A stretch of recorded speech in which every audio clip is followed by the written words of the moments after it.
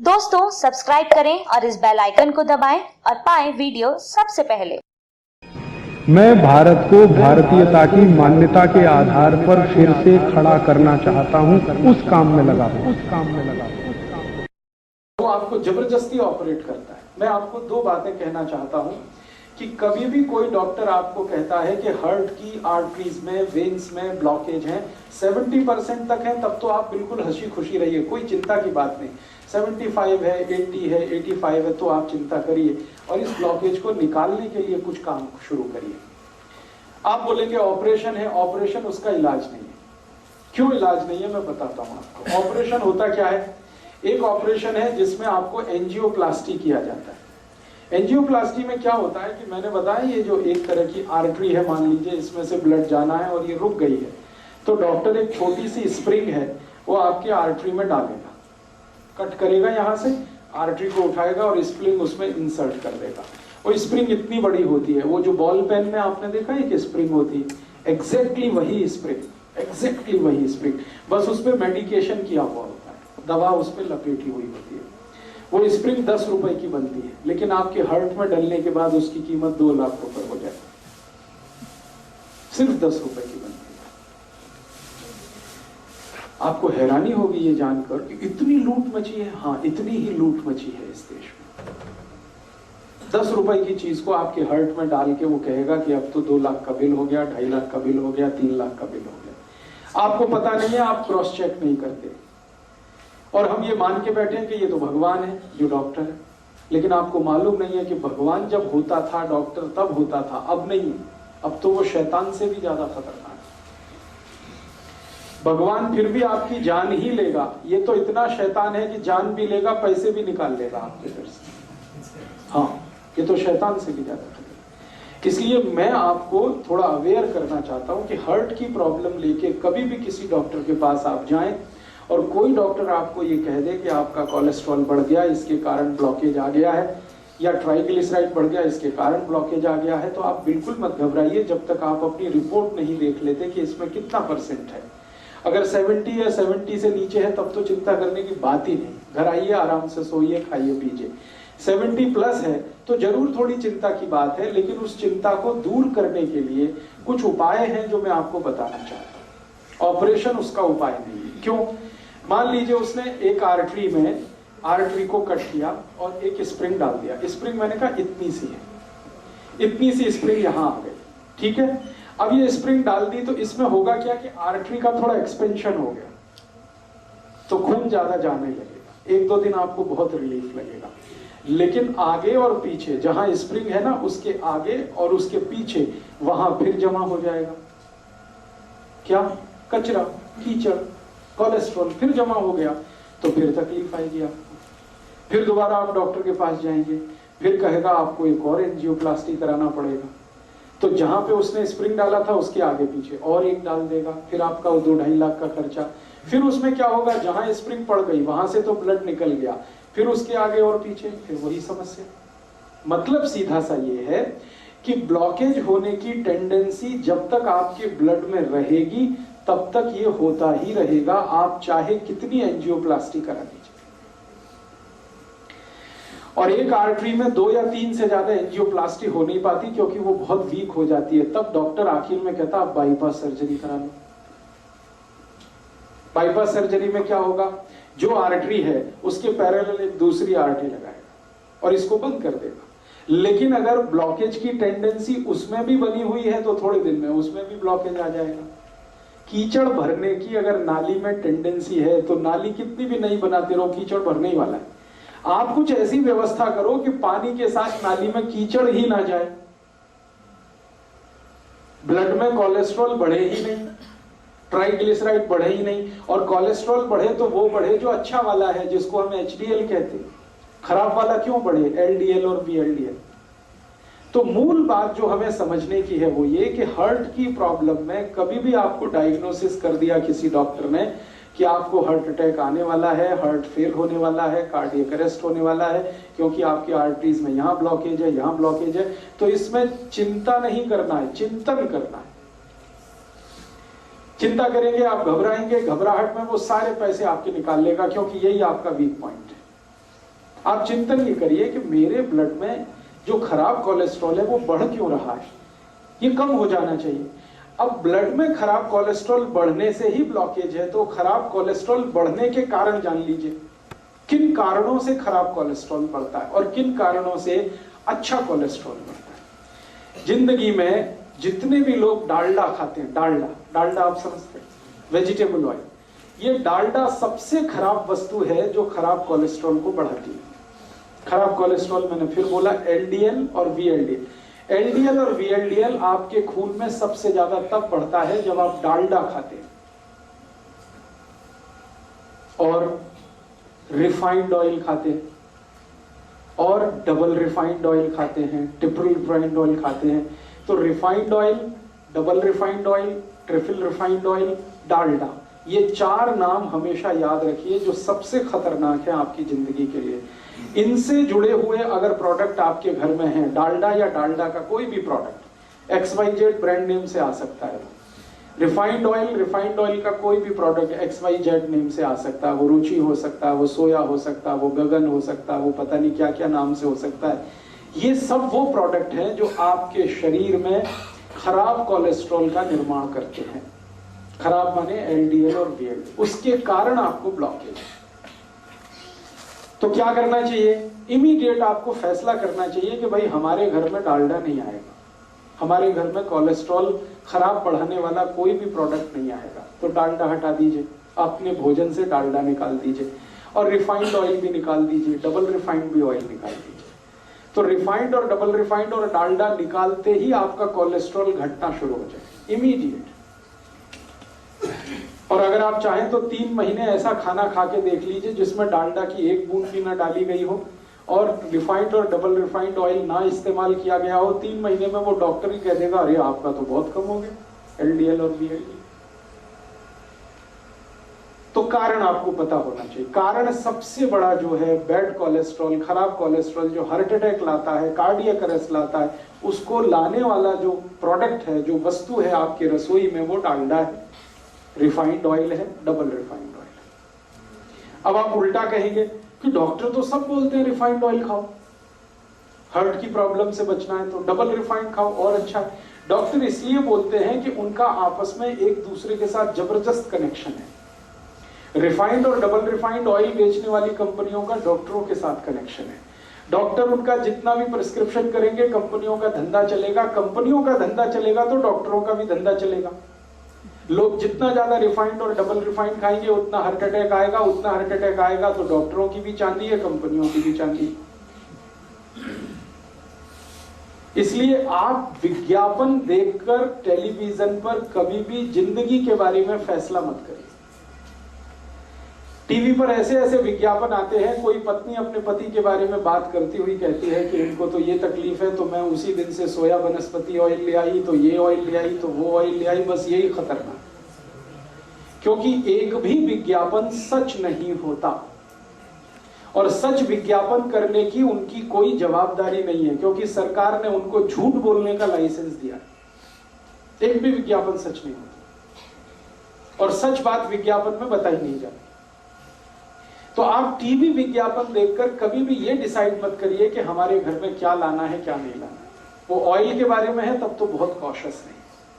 तो आप जैसे ही डालडा हटाएंगे, जैसे ही ये रिफाइंड और डबल रिफाइंड ऑयल हटाएंगे, 3 महीने आप देशी घी में खाना बना के खा लीजिए, देशी घी, आप देखेंगे आपका कोलेस्ट्रॉल कम होना शुरू हो जाएगा, ट्राइग्लिसराइड कम होना शुरू हो जाएगा। अब ये महत्व की बात है जो आपने कहा वो भी नकली है, तो असली बना लीजिए घर में। दूध आपके पास आता है, दही बना लीजिए, उसमें से मक्खन निकाल लीजिए, मक्खन को गर्म करके घी बना लीजिए, वो आपके घर में ही है। मेरा कहने का मतलब ये है कि आप घी के लिए देशी घी जितना ज्यादा खाएंगे बैड कोलेस्ट्रॉल उतना कम बनेगा, डालडा जितना खाएंगे बैड कोलेस्ट्रॉल उतना ज्यादा बनेगा, रिफाइंड और डबल रिफाइंड खाएंगे और ज्यादा। तो पहली बात अपने जीवन में याद रखिए कि हार्ट से जुड़ी हुई किसी भी प्रॉब्लम में तेल तुरंत बदल दीजिए। फिर आप बोलेंगे अच्छा डालडा छोड़ दिया, तो डालडा छोड़ के घी पे आ जाइए। और घी में मैं आपसे कह चुका हूं कि गाय का हो तो बहुत अच्छा है। गाय का घी जिस पर 12 साल मैंने रिसर्च किया है, 1 ग्राम भी कोलेस्ट्रॉल नहीं बढ़ने देता। गाय के घी में ऐसी तासीर है। हाँ मैं बताता हूँ, एक मिनट। गाय का घी 12 साल तो मैं रिसर्च कर लिया, हजारों साल हमारे ऋषि मुनियों ने रिसर्च कर लिया। गाय का घी 1 ग्राम भी कोलेस्ट्रॉल किसी का बढ़ने नहीं देता, कितना भी खा लें आप, 1 ग्राम भी नहीं बढ़ने देता। बढ़ने देता है जो घी वो भैंस का है। तो जिनको हार्ट की प्रॉब्लम है उनको भैंस का घी तो छोड़ ही देना अच्छा है, गाय का घी कहीं से अरेंज करना। अब आप बोलेंगे गाय नहीं है तो गाय लाइए, गौशाला है पटियाला में, वो गौशाला वालों से निवेदन करिए, वो देशी गाय पालेंगे, आपको घी भी देंगे, दूध भी मिलेगा। ये सारी समस्याओं का समाधान हम कर सकते हैं। बात जो मोटी समझने की है वो गाय के घी की है। दूसरी जानकारी कि आपके घर में तेल एकदम शुद्ध लाइए। ये जो रिफाइंड तेल है ना ये छोड़ दीजिए, शुद्ध तेल लाइए। शुद्ध तेल कैसा?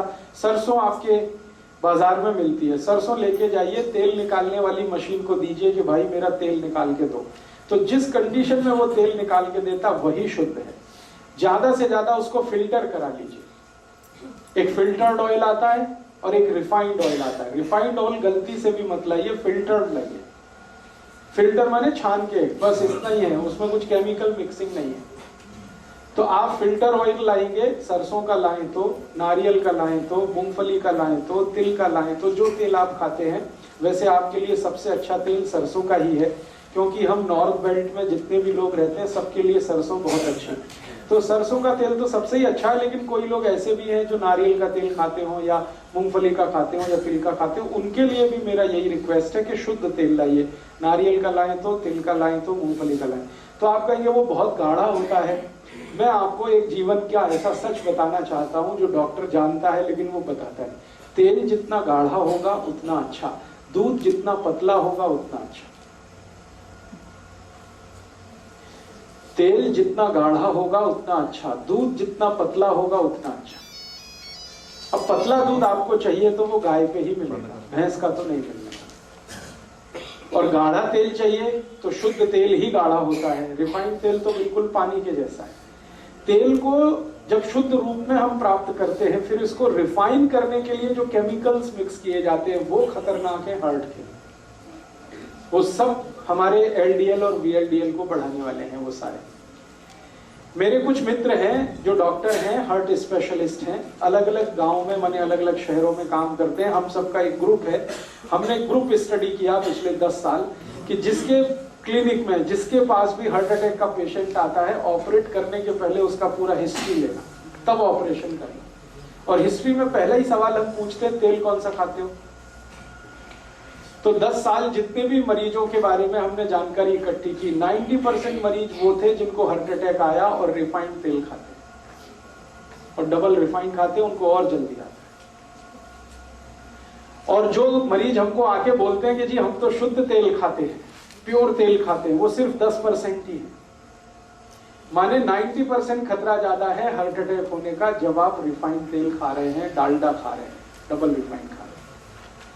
तो तेल बदल दीजिए, घी बदल दीजिए। डालडा की जगह देशी घी लाइए। देशी घी गाय का होगा तो बहुत अच्छा है, नहीं तो भैंस का ला रहे हैं तो मात्रा थोड़ी कम करिए, ज्यादा मत खाइए। जितना खा सकते, जितना पचा सकते हैं उतना ही खाइए। ये महत्व की बात है कि घी, देशी घी कभी भी गाय का होगा तो 1 ग्राम भी कोलेस्ट्रॉल नहीं बढ़ाएगा। इसमें आप बिल्कुल बेफिक्र रहिए, क्योंकि 10 साल मैं कर चुका हूं ये काम, और मुझसे पहले पुराने वैद्यों ने सैकड़ों साल ये काम करके देख लिया। हमारे पुराने जमाने का याद करिए, हमारे दादा दादी, नाना नानी आधा आधा कटोरी घी खाते, किसी को हार्ट अटैक नहीं था। हाँ, बस यही बात है महत्व की।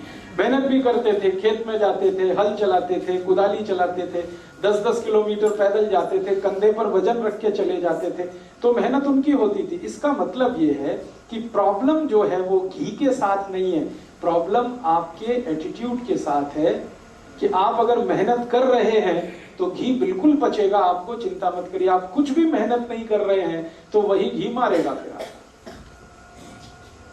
तो घी का कसूर नहीं है, कसूर आपका है।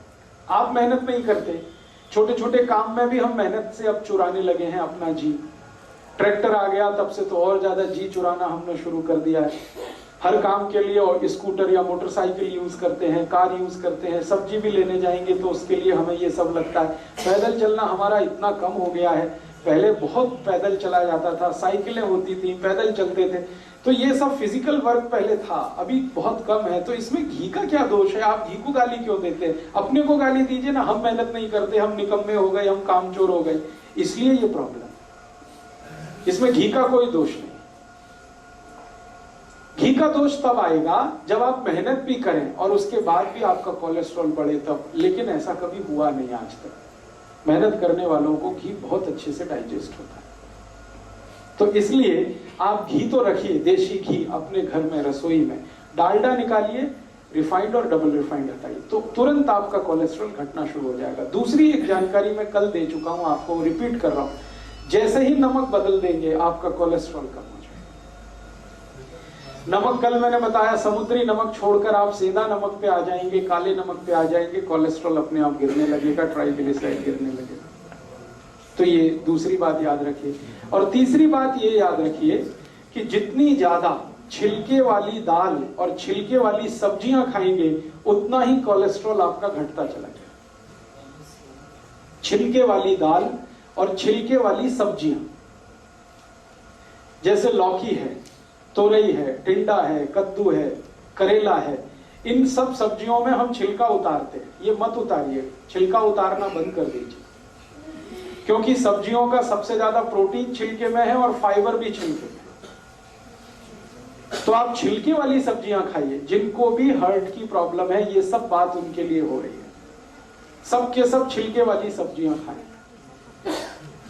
आलू भी छिलके के साथ खाएं तो अच्छा है, आलू का भी छिलका ना होता है।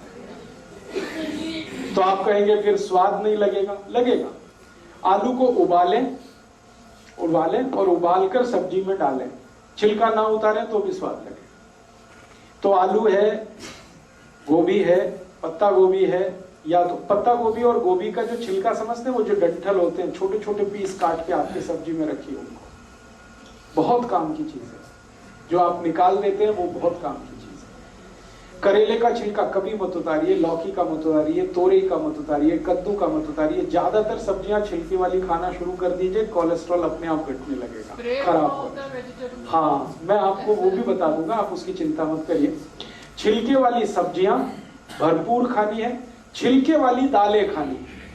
मूंग की दाल खानी है तो छिलके वाली, उड़द की दाल खानी है तो छिलके वाली, माँ की दाल खानी है तो उस पर छिलका रहे, अरहर की दाल में छिलका, माने बिना पॉलिश की हुई दाल छिलके वाली। और चावल भी आप खाइए, वो भी छिलके वाला।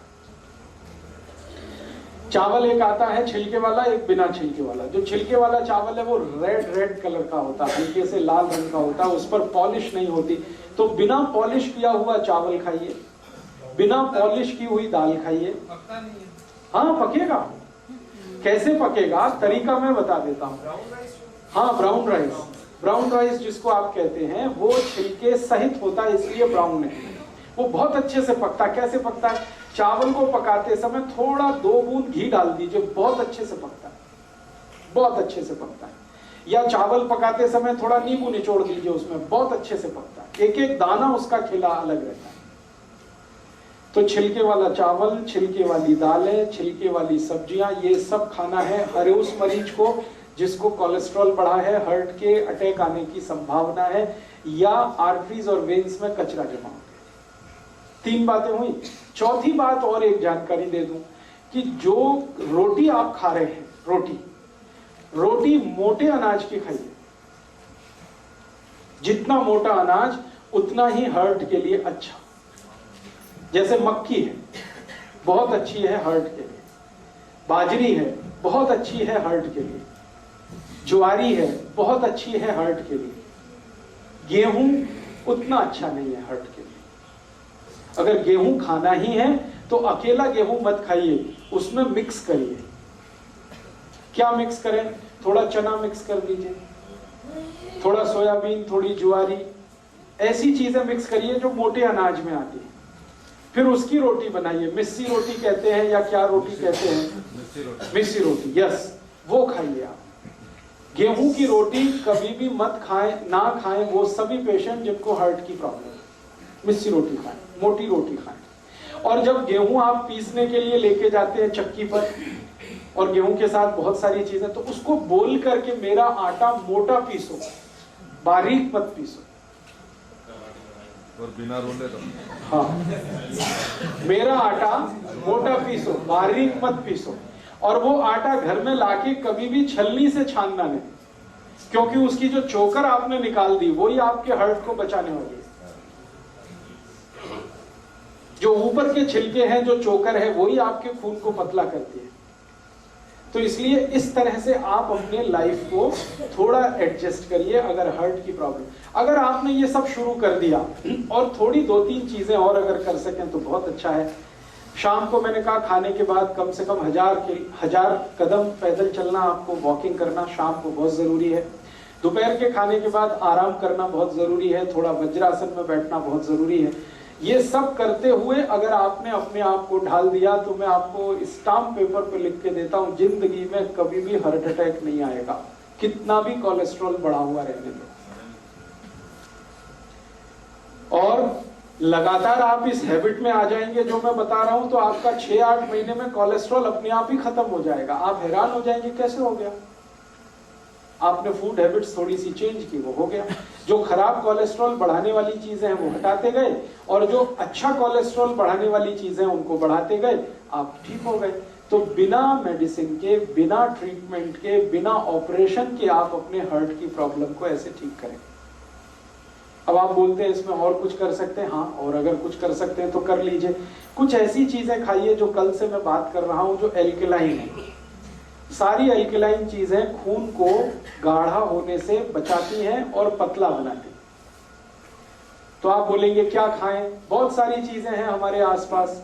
सबसे एल्कलाइन चीज है हमारे भोजन में या आसपास की रसोई में और पड़ोस में, आंवला। भरपूर आंवला खाइए। अब भरपूर आंवला खाने से मतलब नियमित रूप से आंवला खाइए, ये नहीं कि 1-2 किलो एक बार में खा जाए। भरपूर खाने का माने नियमित खाइए, 6 महीने, 8 महीने, साल भर 2 आंवले रोज खाइए। जिनको भी हार्ट की प्रॉब्लम है, ड्राई खा लें, चटनी बना के खा लें, मुरब्बा बना के खा लें। फिर कोई बोलेगा मुझे डायबिटीज भी है और हार्ट की भी प्रॉब्लम है, तो जो डायबिटिक है वो मुरब्बे वाले आंवले को पानी में धो के उसे खा लें। आंवले की कैंडी आती है उसे खा लें। आंवला किसी भी रूप में खाना, 2 बहुत खून को व्यवस्थित करता है आंवला, एक चीज। दूसरी और चीज क्या खा सकते हैं, अगर आपकी थोड़ी भी कैपेसिटी है खर्चा करने की, तो आप ये एलोवेरा जूस पी लें। बहुत एल्कलाइन है और खून को एकदम व्यवस्थित कर देता है। एलोवेरा जूस आसानी से उपलब्ध है, पटियाला में मिलता है। गुरप्रीत भाई से आप संपर्क कर लें, उनके पास व्यवस्था है।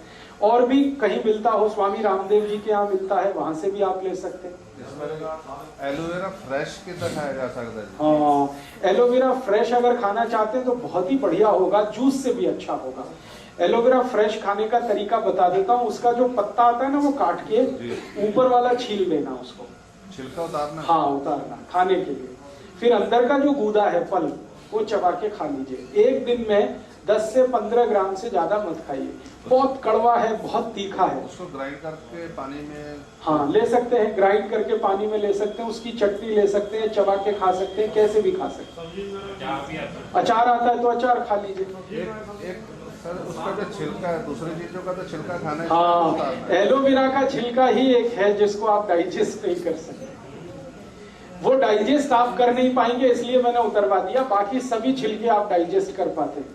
तो एलोवेरा का गूदा ले लीजिए। ऐसे ही हमारे पास बहुत एल्कलाइन चीज है, गाजर।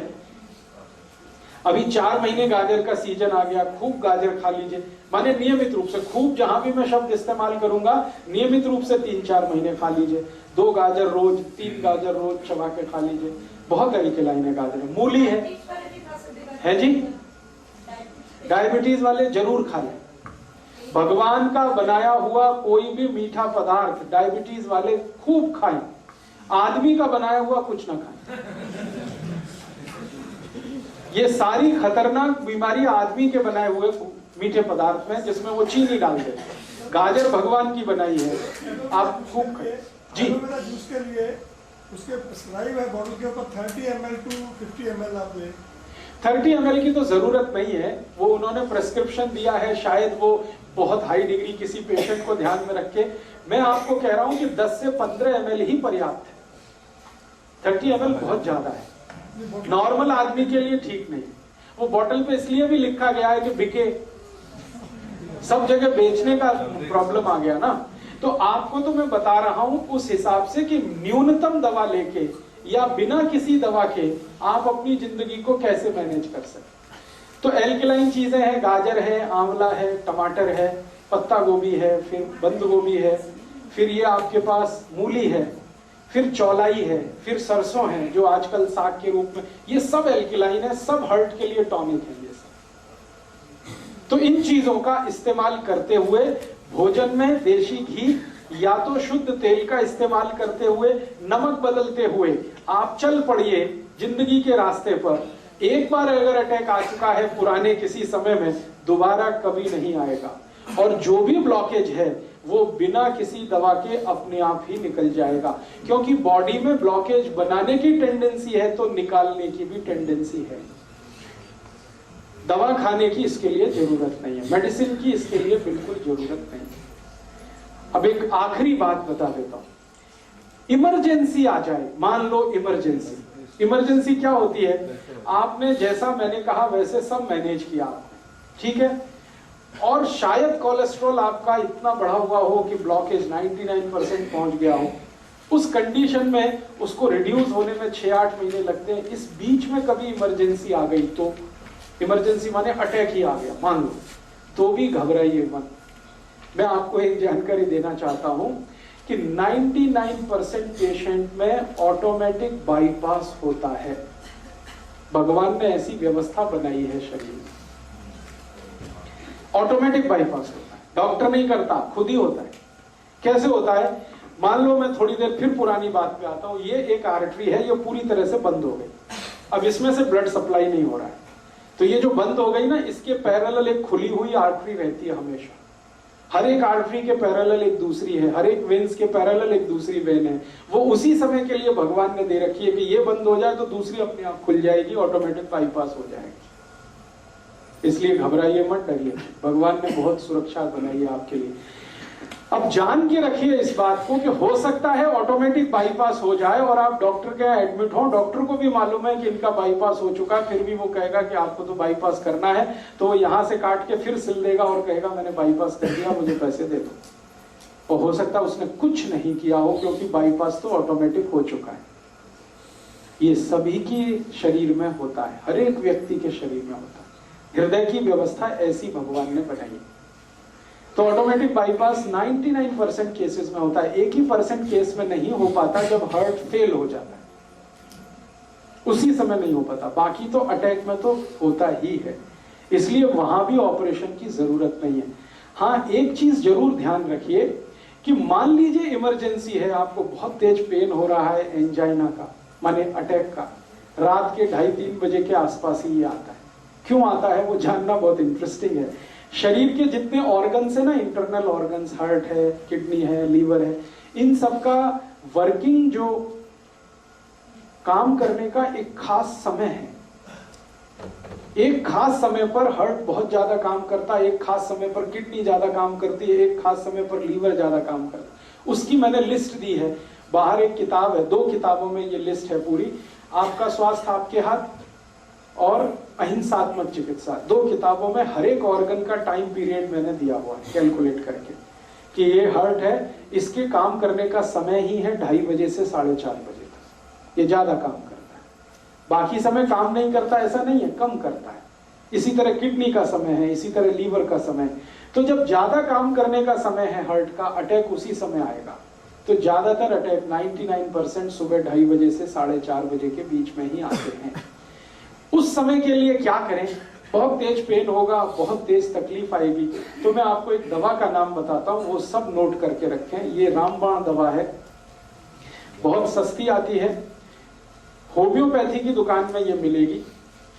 इस दवा को आप इस्तेमाल करें जैसे सॉर्बिट्रेट इस्तेमाल करते हैं। सॉर्बिट्रेट के बारे में आप जानते हैं, गोली है जो जीभ के नीचे डॉक्टर कहता है रख लो, ये एक दवा ऐसी ही है होम्योपैथी में, वो बिल्कुल ऐसे ही काम करती है, आपको मरने से तो बचा ही लेगी। उस दवा का नाम है एकोनाइट, ACONITE,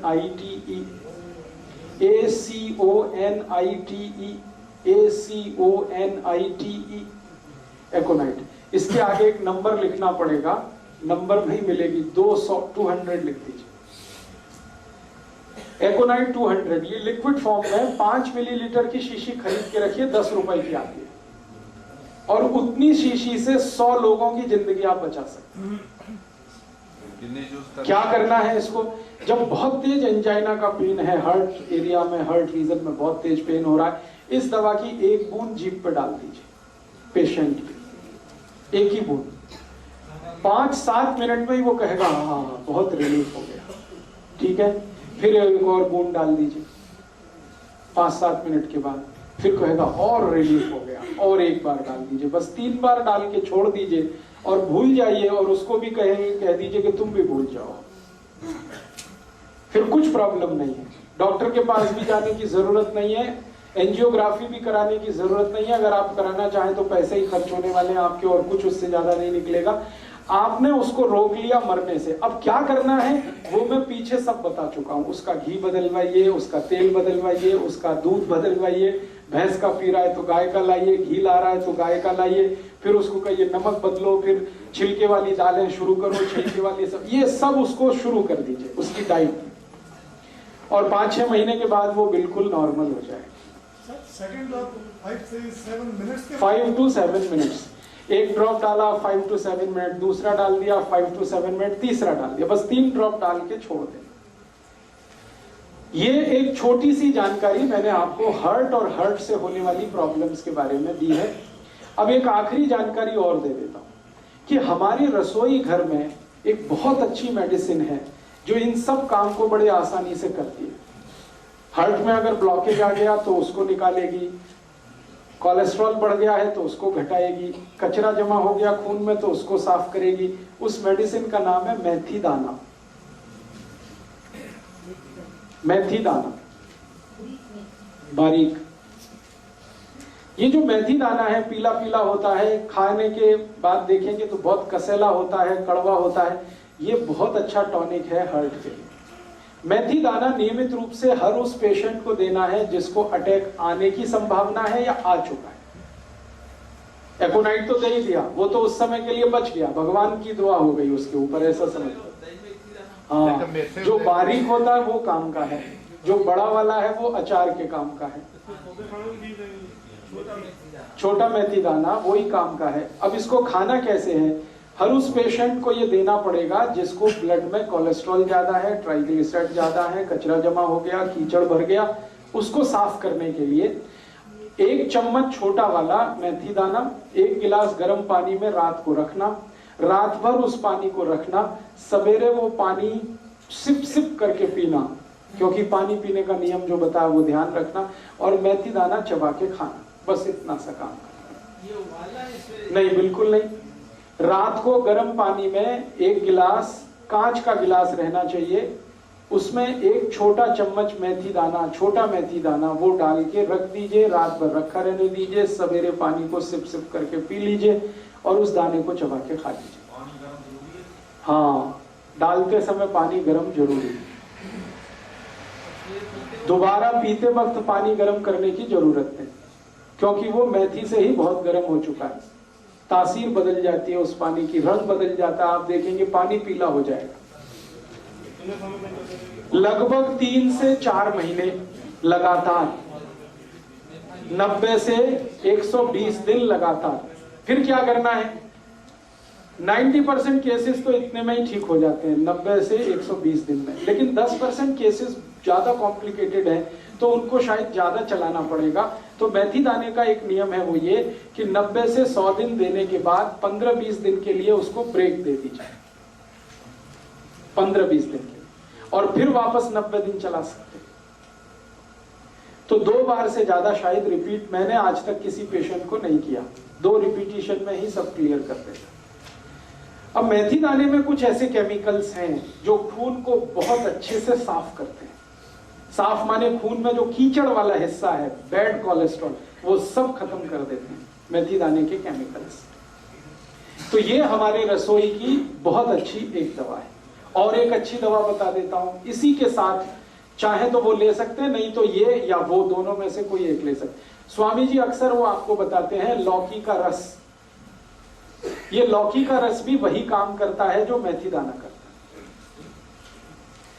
लौकी का रस आप जानते हैं, छिलका नहीं उतारना, लौकी के छोटे टुकड़े करके कद्दूकस में पीस के उसमें या मिक्सर में पीस के रस निकाल लेना। उस रस में तुलसी पत्ता, धनिया पत्ता और पुदीना पत्ता, ये कम से कम 5 से 10 तीनों, 5 पत्ते धनिया, 5 पत्ता पुदीना, 5 पत्ता तुलसी, या 10 पत्ते धनिया, 10 पत्ता पुदीना, 10 पत्ते तुलसी, ये तीनों मिक्स करके चटनी बना के, चटनी माने उसमें कुछ मिलाना नहीं, खाली पीसना, पीस के उसको रस में मिलाना, लौकी के रस में। और इस रस की मात्रा 1 कप माने 150 ml। फिर से रिपीट करता हूं, लौकी का रस निकालना है बिना छिलका उतारे, और उसमें 5 से 10 पत्ते धनिए का, 5 से 10 पत्ते पुदीने का, 5 से 10 पत्ते तुलसी का, तीनों पीस के डालना है। 1 कप रस होगा और इसमें तीनों पत्ते पीस के डाल दिए। अब ये पीना है।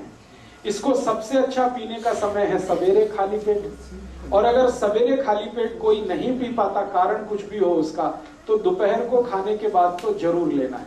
शाम को ये नहीं ले सकते।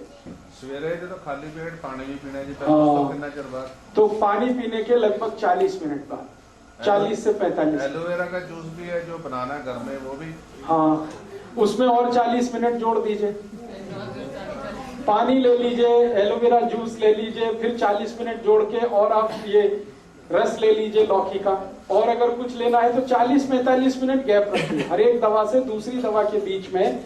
40 मिनट से लेकर 1 घंटे का गैप बहुत जरूरी है आयुर्वेद की कोई भी दवा। खाने के इमीडिएट बाद ले सकते हैं। अब आप पूछेंगे खाने के इमीडिएट बाद तो लस्सी पीनी है, तो लस्सी पी लीजिए, फिर 40 मिनट बाद ले लीजिए। खाने के इमीडिएट बाद लेंगे, उसके आगे नहीं जा सकते, माने लंच टाइम तक आपको ये पी लेना है। शाम का समय इसके लिए अच्छा नहीं है। खाने तो बाद जी लस्सी है जो दही आवी या रड़के आवी मक्खन निकाल के। जिनको हार्ट की प्रॉब्लम नहीं है वो मक्खन ना निकालें, और जिनको हार्ट की प्रॉब्लम है वो मक्खन निकाल के। तो ये एक दवा मैंने बता दी। एक दवा हो गई मेथी दाना। हाँ, हमेशा।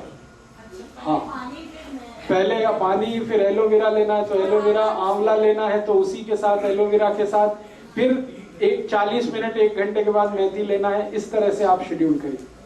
हर चीज का एक शेड्यूल। एक याद रखिए, लिक्विड चीज सबसे पहले, सॉलिड चीज उसके बाद। अब मेथी दाने में कुछ तो सॉलिड पार्ट है और एलोवेरा जूस में कुछ भी सॉलिड नहीं है, तो पहले लिक्विड बाद में सॉलिड, सवेरे का ये नियम। और एक दो जब दवाएं बता देता हूं इसी तरह की जो काम में आएंगी हार्ट के लिए। आपको अपने ही रसोई में इसी तरह की और एक बहुत अच्छी दवा है, अर्जुन की छाल। वो भी बहुत एल्केलाइन है। इस अर्जुन की छाल का पाउडर आता है, आप उसको यूज करिए हार्ट के प्रॉब्लम के लिए। जिनको भी है कोलेस्ट्रॉल ज्यादा या ट्राइग्लिसराइड ज्यादा या खून में कीचड़ जमा है, जो मैंने बोला था, अर्जुन की छाल बाजार में मिलती है, 30-40 रुपए किलो है। इसमें शहद मिला के, शहद नहीं मिला सकते तो गुनगुने पानी में मिला के, है जी, 100 रुपए किलो। तब तो आपको ठग लिया किसी ने। अगर आप उसको थोक बाजार से खरीदेंगे 30 से 40 रुपए किलो से ज्यादा भाव नहीं है उसका पूरे भारत। आप थोक में खरीद लीजिए ना, मैं कह रहा हूं मार्केट थोक में जाइए, 30 से 40 रुपए किलो से ज्यादा भाव ही नहीं है उसका। तो आप जो है अर्जुन की छाल का पाउडर, इसको भी इस्तेमाल कर सकते हैं हार्ट पेशेंट के लिए।